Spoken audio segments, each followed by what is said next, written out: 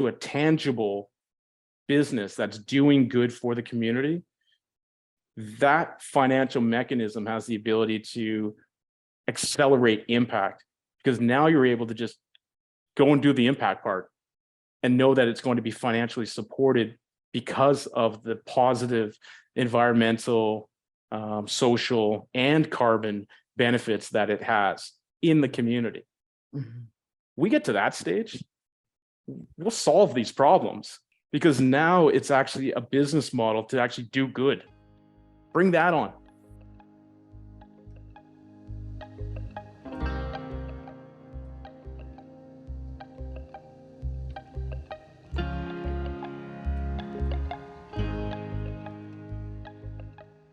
Did you know billions of pounds of food are thrown away in Canada every single year? I think it's over 6 billion. So you can imagine the billions of pounds of food that are thrown away in the United States and in other countries around the world, and what that's adding up to. Companies like ReFeed Canada are rethinking the way we use and distribute and redistribute food. ReFeed Canada saved and repurposed over 4 million pounds of food last year. 4 million pounds.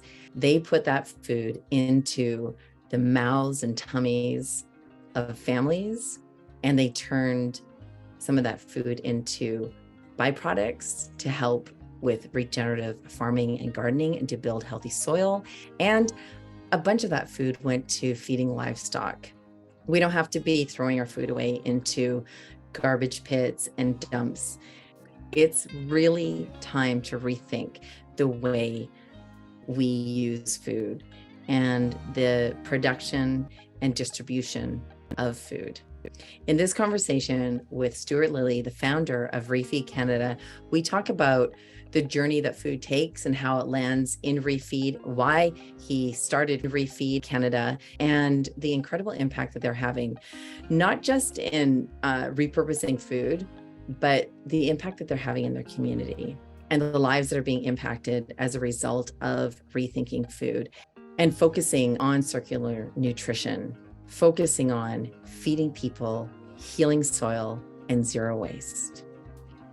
Enjoy this conversation with Stuart Lilley as we pull back the curtains into what is happening with billions of pounds of food worldwide and how we might be able to do life differently and the incredible impact we can have on the world, on soil, and in communities when we focus on circular nutrition and zero waste. Big love. Thank you so much for joining us at Heart and Soil. And if you're liking these conversations, please subscribe, hit that bell so you get notified when we drop new interviews, and share them with your friends. You make yourself an amazing day.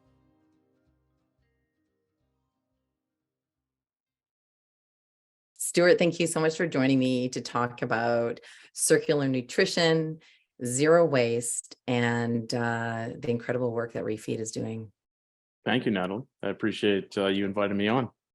Yeah, well, it's curious because, I grew up in an organic farm and we were really connected with the warehouses and stuff like that. So part of my experience, which is linked to kind of what ReFeed does, is we would have truckloads of bananas and different fruit brought out to the farm from organic warehouses that they couldn't sell because maybe they were left in the shipping container too long at sea because of something that happened at customs, or maybe there was a storm or something happened.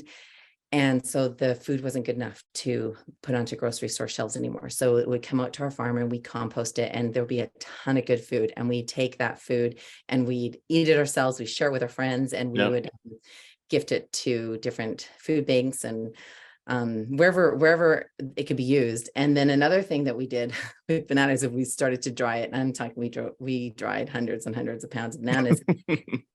And, I always said, I wish there was a way, and this is like a long time ago, this is over 10 years ago. I said, I wish there was a way for us to figure out how to repurpose this food into the food system. And you have done that. So, well, we're chipping away at it. We've definitely, we've seen firsthand the amount that's out there.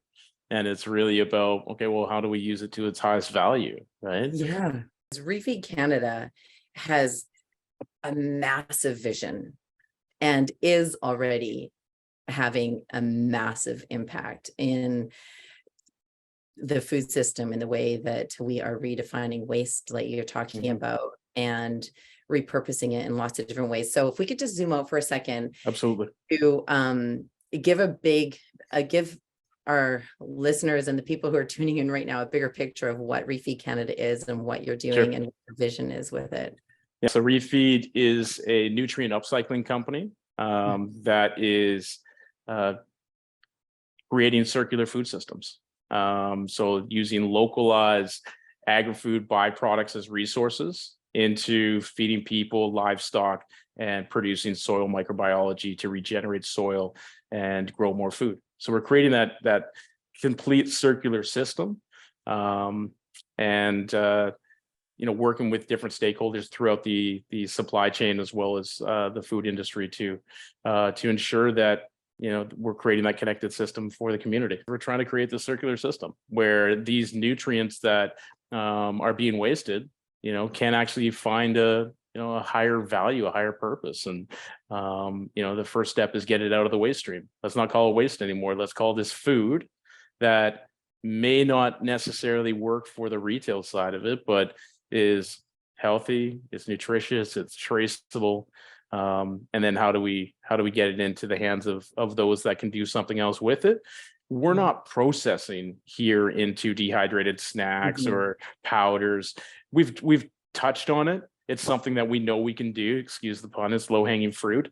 But to turn it into a business, it's not our business that we're focused on. But that is what should be happening. We should be able to take this product, keep it away from the waste stream, connect it with our partners that they are the ones that process it, just in time. Because it's a byproduct, there isn't this consistent level of one thing that's happening or one product that is coming out of the waste stream. You need to be able to be fluid, to be able to adapt as it comes and be able to process it, when it's available. And so, that takes a little bit of a resilient system. It takes a big network, and it also, it requires adjustments on the fly, kind of like the Iron Chef type approach where, hey, we've got a truckload of this. What are we going to do? Well, we can send 5 tons there. We can send 3 tons there, but that requires community. That requires, the connections to be met.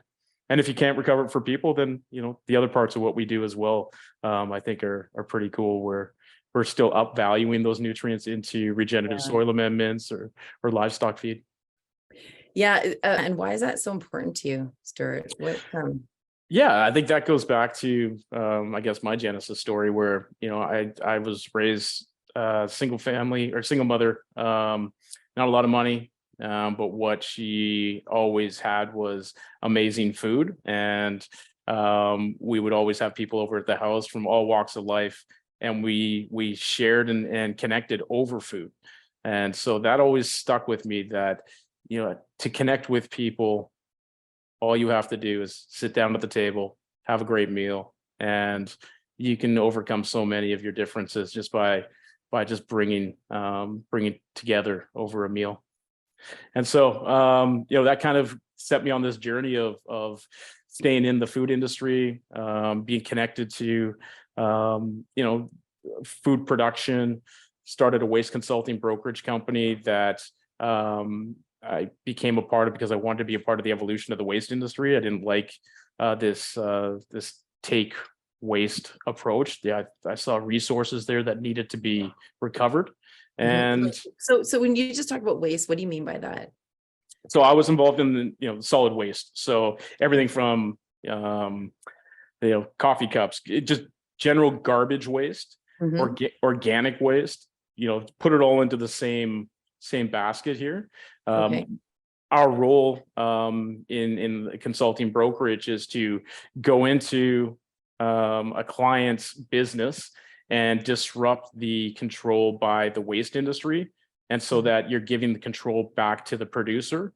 and then Mm. developing programs where you're diverting these different materials away from landfill streams and into more of the recycling or prevention of the waste in the first place. I migrated really early on to the food side of it. Saw firsthand how much was being wasted, literally, and wanted to be a part of the evolution of that. It took me on a journey of working with a company called ReFeed, which is a black soldier fly technology company, producing sustainable protein using pre-consumer food waste, quote unquote, as a feedstock for the production of this insect as a protein source. And my role was to go into the food industry and identify who had the pre-consumer waste, what the composition of it was, what the volumes were, and how were we going to now, instead of it going to landfill, in 2015 in industrial composting, because it was an organic span in Vancouver, but instead of it being waste, now being a resource. And I was able to disrupt the industry so that we were now using it as, you know, a feedstock. But it opened my eyes to how much of that should have been recovered for people, right? So it's still this linear approach. Well, how do we get most of that that's recovered for people out of that stream? Well, you know, I approached the food banks, nonprofits. It was too much for them. They were unable to take it. Plus, the company I was working for, it was a linear approach as well. So they wanted it as feedstock. So it just never really sat well with me that this wasn't aligned for what is needed in society. Let's take care of the people that need food. Let's take care of the food so that it becomes food still. And then whatever's left over, then utilize that as feedstock for insect or livestock. Let's put our priorities where they need to be. And that's what we were able to do with ReFeed. Man, that's powerful. So walk me through the journey of the produce that you are rethinking and reclaiming and turning into zero waste. So from the time that I'm harvested in the farmer's field to the time that I land at ReFood and where I go, what is that journey? Well, most of our food's imported. So, I think the majority of the product that we are handling at this stage is definitely coming from outside of the country. If this was, if we were looking at the entire supply chain, you're looking at where it's harvested, where it's being transported from, where it's now being, where it's being regraded, packaged, and then distributed again. So throughout that supply chain, you're losing food, produce along the way at every step. There's cull that happens. What we're trying to be is that one stop so that we're capturing it at every step along the way that we have the ability to recover from. So once it's in Vancouver, Canada, we can actually be of value there. We can provide that service, that collection, to ensure that it goes through the right streams to be able to find that utility. From the farm, it's a little bit different. If we were doing some localized farming, well, first of all, it has to get off the farm. Well, for it to get off the farm, that farmer has to know that there's actually a value for him to do that or her to do that. And that doesn't always necessarily line up. So where the production is abundant, if there aren't sales for that product, it may be more cost effective for that farmer to leave it in the field. Well, how do we fix that? Well, you got to work with the farmers, you got to work with incentive programs. So, we look at every scenario differently and we try and find solutions that work, but it's an evolution as well. Right. So I've been harvested, I've gone through the channels and I've landed at ReFeed. What happens to the produce that lands at ReFeed? So we'll do a recovery process here. So do a regrade. This is our social enterprise aspect of what we do. We'll do a regrade, make sure that food that is still fit for human consumption will get redistributed back to nonprofits, food banks, as well as to some bounty boxes, which are essentially upcycled, recovered produce that we make available for the community here at our farm gate. And we just make a limited number of those available so that the community can also support the system, be a part of it, and contribute financially to a sustainable model. That's really cool. And what kind of farm do you have there? Well, we're a worm farm, so we're a little bit unconventional.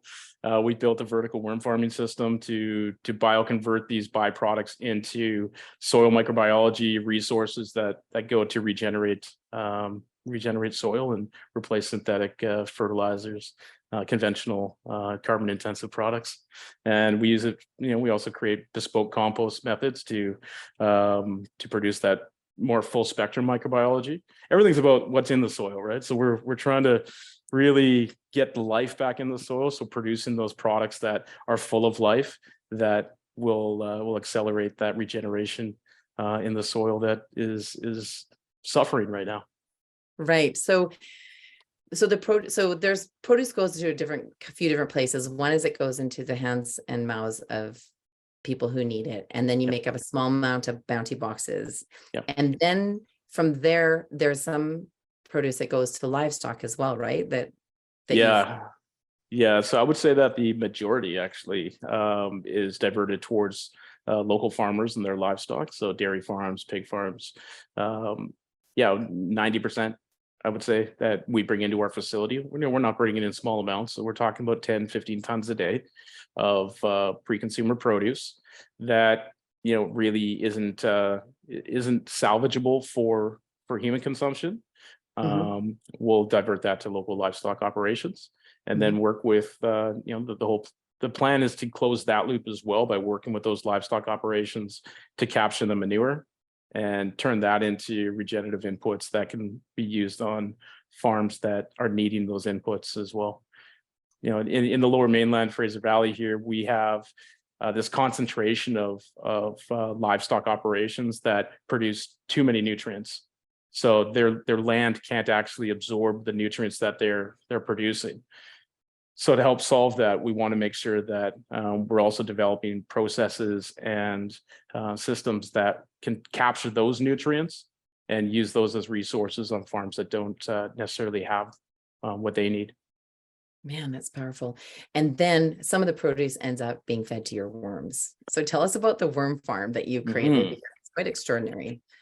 Yeah, thank you. Yeah, we got pretty ambitious on this one.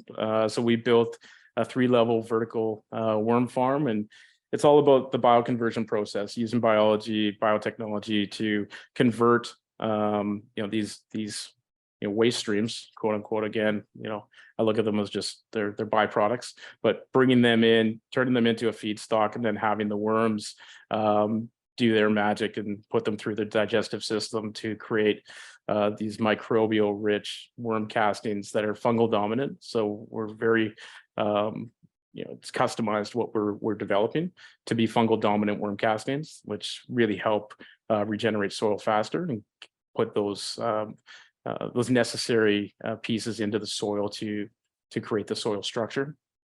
And we've developed that so we can have it be modular and scalable and duplicate this around the world. Wow. So would that be one of your goals, is to duplicate ReFeed around the world?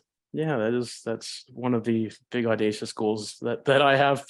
No, it's part of the model, is that we want to be able to have these modular pieces, that we bring together, that complement each other, that build circular systems in communities around the world. As we all know, the climate's changing. There's some disruption that is happening due to climate change with supply chains, food production. There's going to be an emphasis on localized food security and food production around the world. Well, that requires localized production of these inputs needed to be able to grow food, harnessing nature, more holistically growing them.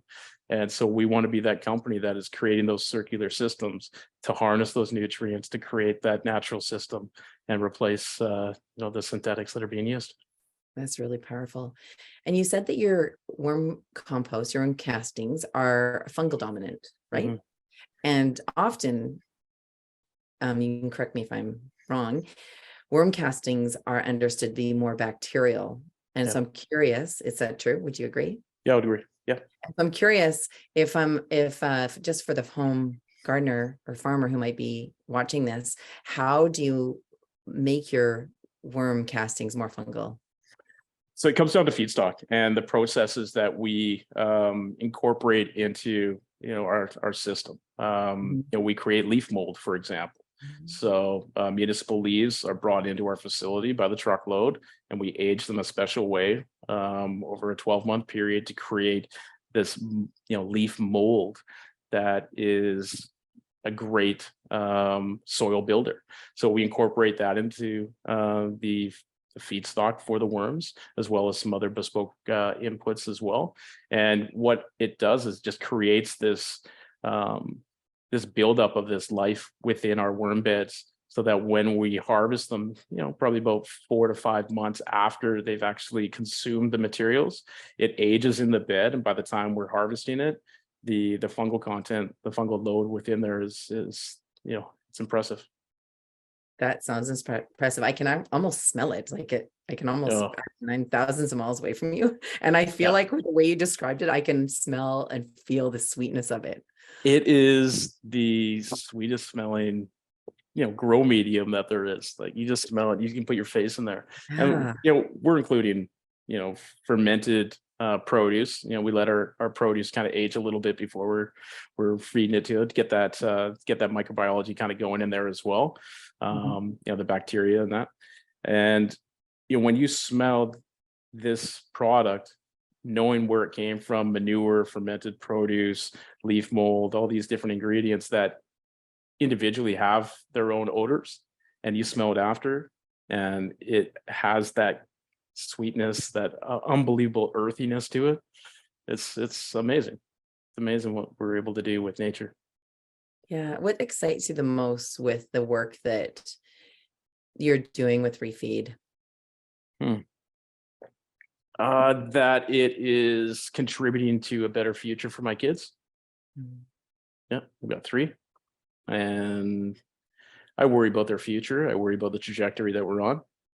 And that was really, my why for starting this was I wanted to contribute to changing where we're going on this planet. And I knew that with the experience I have, and ability to bring together the other pieces that maybe weren't necessarily within my expertise, but having the will to do it, that we could get this momentum and build it here and scale it in other places across Canada, United States, around the world, just by getting that momentum and just putting the pieces together. This Yeah. isn't rocket science. We're really just connecting dots and then harnessing nature to kind of finish it off for us. Mm-hmm. There's an intuition that happens with this when you start looking at nature for your solutions. Just using biomimicry and using common sense. Maybe it's not that common anymore. Right. And it sounds to me like one of the things you're talking about is being an observer and just deepening into your own personal awareness, and also the awareness of nature and of what you're working with. Absolutely. Look, worms, if we look at them as our workers, we know that worms, when you see them in the garden, that's a good thing. There's just an intuition that, hey, that is a very good thing for your garden. You knew that as a kid, you knew that growing up. And yet we look at soil as this inert, nothing going on, just dirt.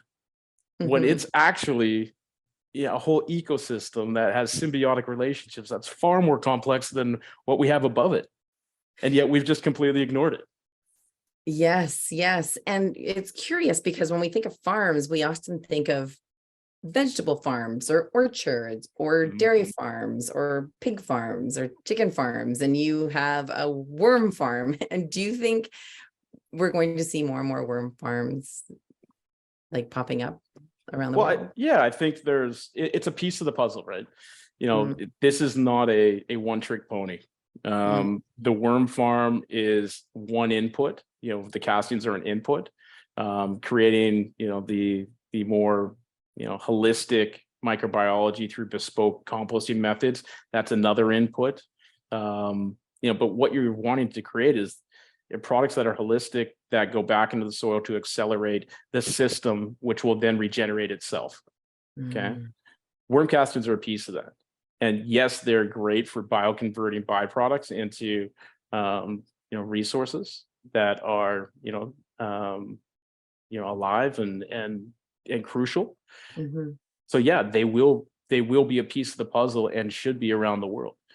They are definitely a tool, but in any system, you need multiple tools, and which is why we've developed this in modular way, where you've got your worm farm, bespoke composting processes, different techniques to be able to process other byproducts like, manure and, things like biochars. And, each one of these inputs is all part of a holistic solution.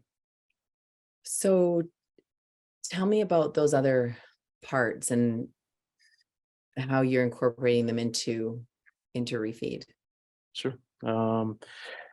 So with the bespoke composting, we're using soil food web type methodologies. Robbie Gass is, he's a practitioner in that, and as you know, has a lot of experience, creating that microbiology and the composting processes. What I envision though is bringing that into a more technologically, almost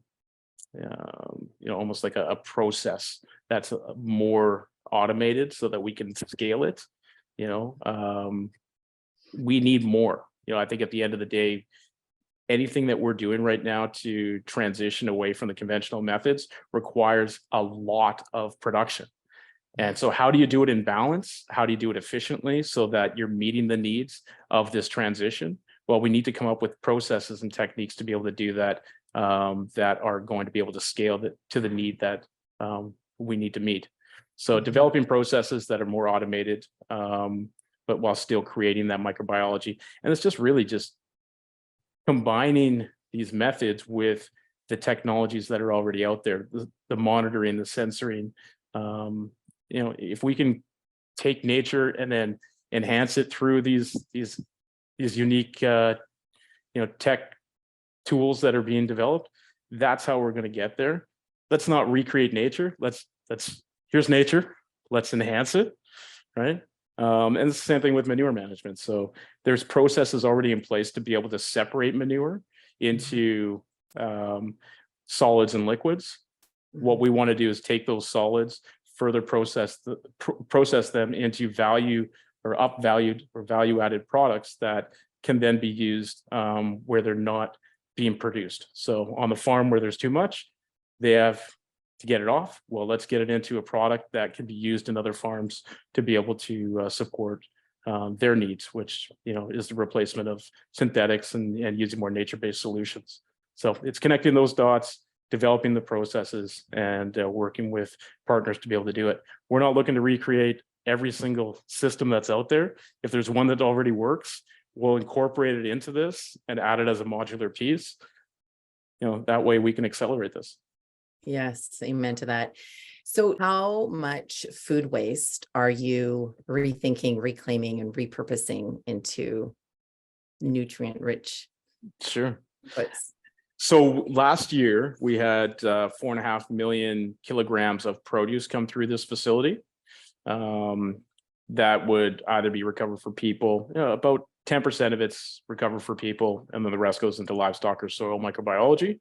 As we kind of move forward here, on the manure side of it, that's that piece of our business. We'll be doing about 7 tons a day of manure into soilless grow mediums, biofertilizers. We'll continue with around that 4.5 million kilograms of feedstock on the produce side coming through here. That's pretty in balance where we think this facility should be maintained at. That way, we don't want this to be a catch-all. We want this to be in balance with the community. So, for that part of our business, I think that's a really good limit. And then on the worm casting side of it, we feel like we should be able to produce about a ton a day of worm castings. So there's a 1.7 tons in gets you 1 ton out. Wow, that's really cool. And what's the biggest challenge with with with with scaling and with putting it all together? Well, we've got the team. What we found, especially, this is the first time I've brought together something like this. Capital. Mm, It's capital. It's intensive to be able to do this. We've been able to generate a number of different revenue streams, but to meet the acceleration that we need to, on this planet, this type of a solution requires capital to be able to scale at the pace that is needed. And we've built this company now so that foundationally we're ready to accelerate. So now it requires that capital to be able to get there. I've been able to bootstrap this up until now, and we can continue being scrappy. We don't have time to be scrappy. We need to actually take what we know, which we know how to do this. We know how to duplicate it. We know how to iterate from it. Let's go. yes. Right? Yes. Yeah. Because it's not slowing down. The planet's not going to slow down in how it's changing. It's not. And so how do we change the conversation though, Stuart? How do we engage people and invite people in to be a part of that solution, to be a part of rethinking the food system and be part of the circular nutrition and having Mhm. not just the idea of zero waste, because zero waste in different parts of the world have been talked about a lot, right? Yeah. But you're actually practicing the zero waste concept with the food that you are repurposing. So what are the conversations that need to happen? What is that shift that needs to happen? So our focus has been on being a for-profit business, and that allows us to kind of adapt and move in a much faster pace. A lot of these types of conversations tend to happen in the nonprofits sector, and they tend to have very similar conversations over and over again. It's a matter of getting the stakeholders together though, and so that this is supported by policy, but also actioned by those that are able to action it quick and that are not restricted by maybe boards that are risk averse. We need to be able to accelerate this. So that means that we need to have those people at the table that are motivated to change quickly, right?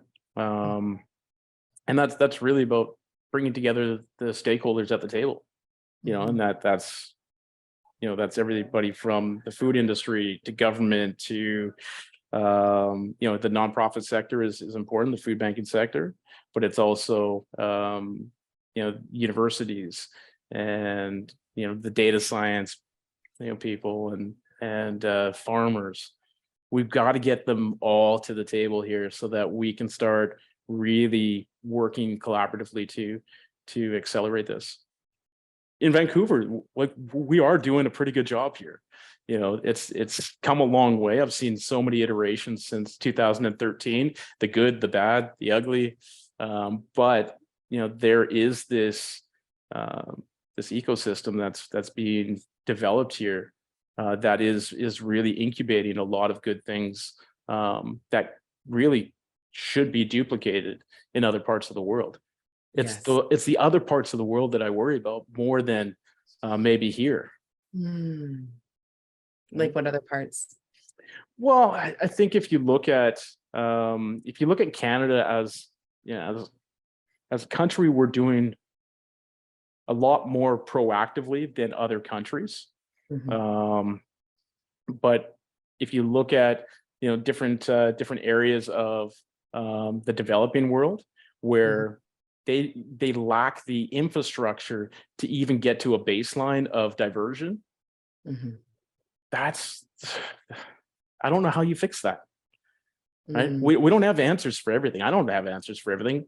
I can point out problems, but you can't go in there with a solution like a ReFeed when you don't even have the basic infrastructure in place for waste management. Right? If you're using the river as your garbage dump, well, there's a bigger issue that we need to be addressing here. And there's a lot of that still happens. In terms of being able to support regenerative agriculture and be able to produce the inputs necessary from circular systems, the low-hanging fruit is going to be Canada, North America, as a whole, Mexico, the EU. Yeah. Right. And so how big of an impact do you feel that the work you're doing is having when there's so much other different ways of living in the world? What do you think? Well, I think it has the ability to inspire, right? So, it's telling the story, giving the visuals, the impact, that really does have the ability to inspire others around the world to start doing these things that they can actually start contributing to, while the bigger policy decisions, infrastructure, gets solved. In our community, the work that we do, a big part of our ethos is really focusing on community and making sure that they're a part of this. If you can create that community movement and support for systems like ours, that radiates. That's the movement we need. We need this to start at the community level, because we can't wait for government. I think we've shown that this issue, this climate change, food security, it's such a big issue, and they are not getting the urgency and how to actually make the changes necessary. We have to start at the community level to really accelerate the changes needed. And municipal governments are getting more on board. They are understanding what the communities are looking for. So it's at that level of the government that we might be able to get the support and the traction for this. And the provincial government here in BC is definitely one that is recognizing the importance of food insecurity, food security. And I think we're right on the cusp of getting some really great support in this space. But it needs to, as I said, it needs to radiate. So you need to be able to start these initiatives in more places faster, and then have it radiate, create that network effect. And that is where we'll start getting some magic, is when you start getting different regions, different players building these, community supporting it, the community becomes the champion and they demand it, and then they'll get listened to. And that's where we see the food sovereignty and the nutrition security and the food security really all coming together and growing roots and going upwards and outwards. It has to come from the community. It has to. It's not going to change fast enough otherwise, right? This top-down approach, in some cases works, but when you're dealing with farmers and you're dealing with the food production that has happened here for so long, they don't want to be told what to do. They want to be a part of the conversation to solve these problems. But you've got to include everybody in that conversation to understand how the system is connected so that you can evolve it. Tell me one of the most inspiring stories, tell me about a moment or a story that really moved you since starting ReFeed. There's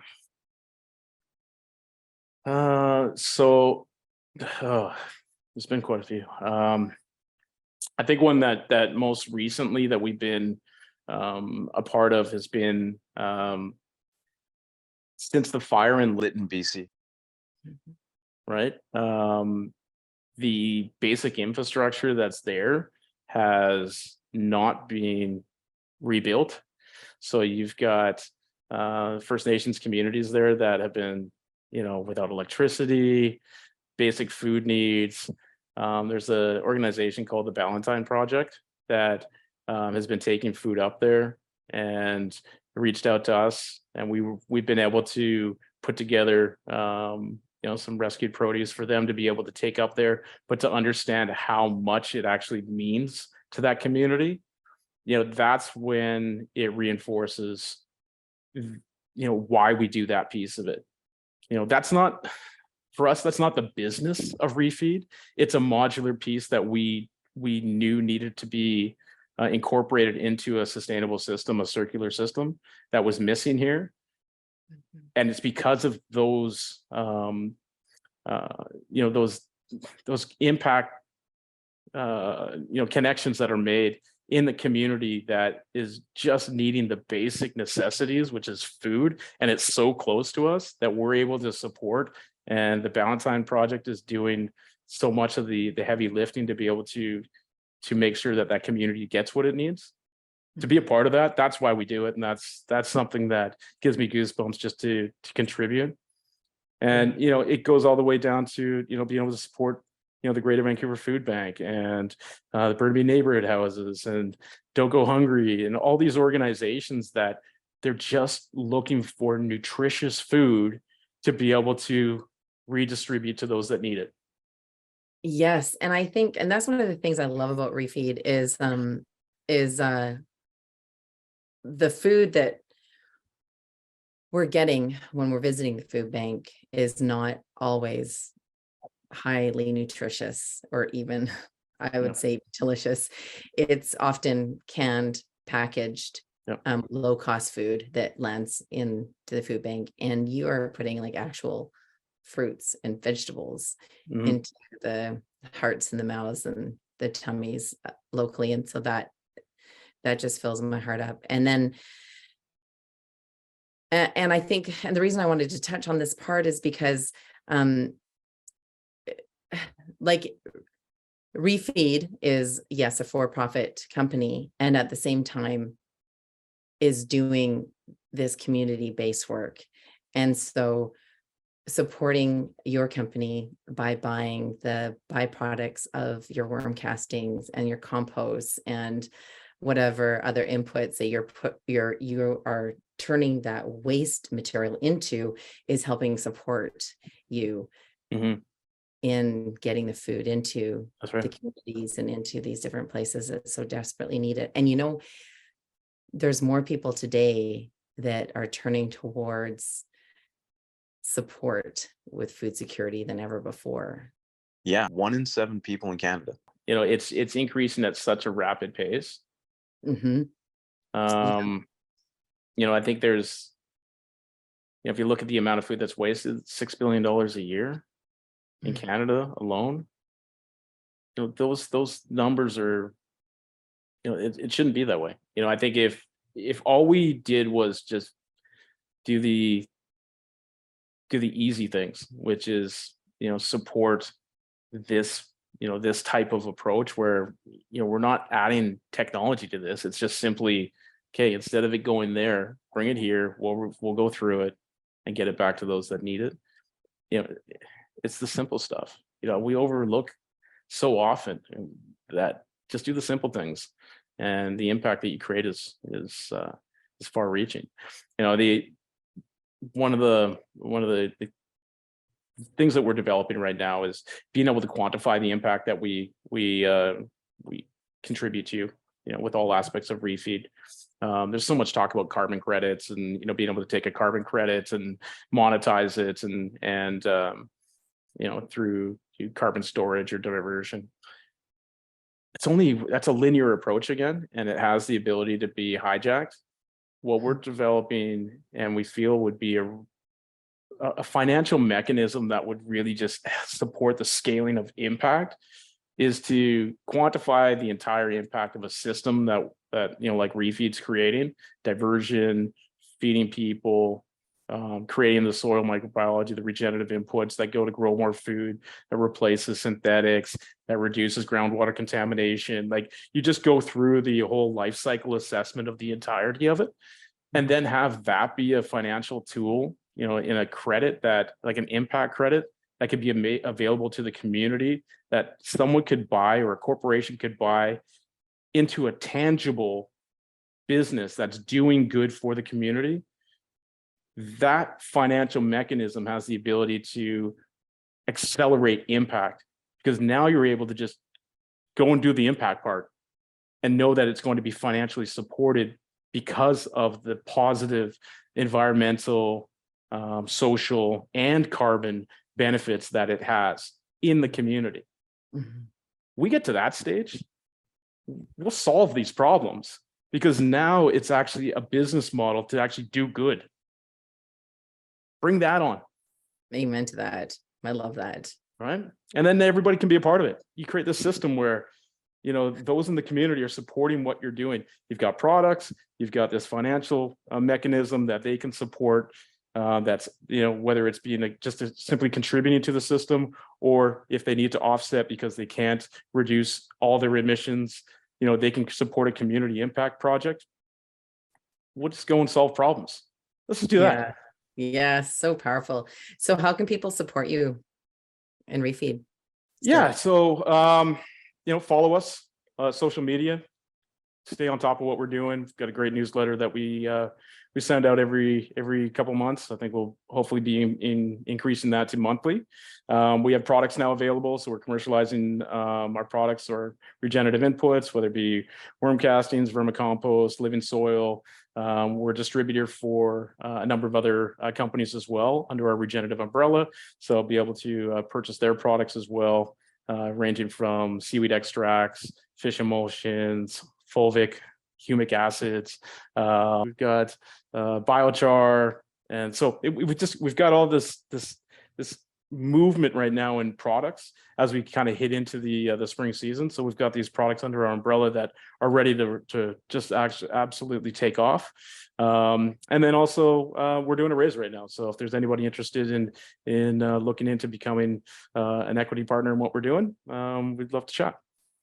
Exciting. Well, thank you so much, Stuart, and wishing you all the best. And I cannot wait to see where ReFeed goes and the change it continues to inspire and make in the world. So thank you. Thank you, Natalie. Nice talking to you. You can find ReFeed Farms on Facebook at ReFeed Canada, on Instagram and LinkedIn at ReFeed Farms, and on the web at refeedfarms.com or refeedcanada.com. I don't know if that conversation was overwhelming for you or inspiring, or if it was both. For me, it was, it's a little bit overwhelming to think about all the food waste that is happening and the lack of movement we are having to make a difference and have an impact. And at the same time, it's super inspiring to know that people like Stuart and companies like ReFeed Canada are having a massive impact and making a major difference in their communities, in creating zero waste for millions of pounds of food. I think part of the solution is having conversations with our friends and with our families and in our communities, with our policymakers and with our governments about how we can approach food waste differently. And so maybe that's writing a letter, or maybe that's calling your local government and saying that we want things done differently. You want things done differently. Food waste should not be landing in the landfills. Food waste needs to be going into the tummies of families and people that need it. And food waste needs to be going to livestock to support farmers in feeding their animals.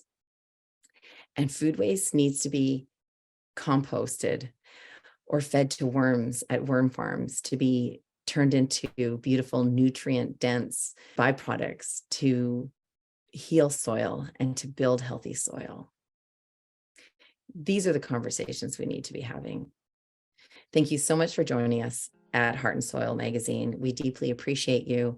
Be sure to subscribe to Heart and Soil TV and hit that bell so you are notified when we drop new interviews and resources. And if you haven't subscribed to Heart and Soil Magazine yet, you can head over to heartandsoilmagazine.com and join our community. Subscribe to the free newsletter or grab yourself your very own subscription of Heart and Soil Magazine, where we interview and amplify regenerative farming and gardening, biodynamics, organics, regenerative permaculture, soil building, soil health, and all the things to work with nature and to support nature and to learn from nature. You make yourself an amazing day. Big love, and thanks for joining us.